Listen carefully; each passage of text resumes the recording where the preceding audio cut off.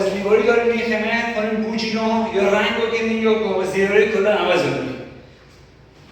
دوست نداریم کارگر پول رو دیم. چیکار کنیم؟ همچین مسئله نیاز داریم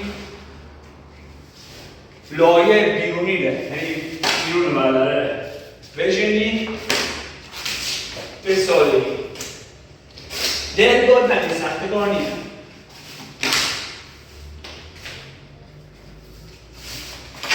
حتیشی در نظر داریم باید لایه بیرونی زنده او هسته درسته؟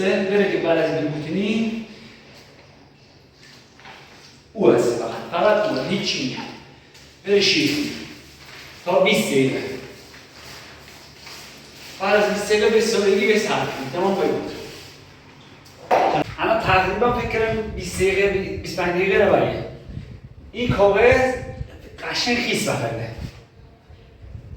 باشین قشنگ سرگنده آسوگ بره کشیدیم بیرون برا به یواشا سرگنده بدی این کار دیگه همون گرش دیوار هسته دیگه اصلا رنگ بزری یا کاغذ دیواری عوض کنید.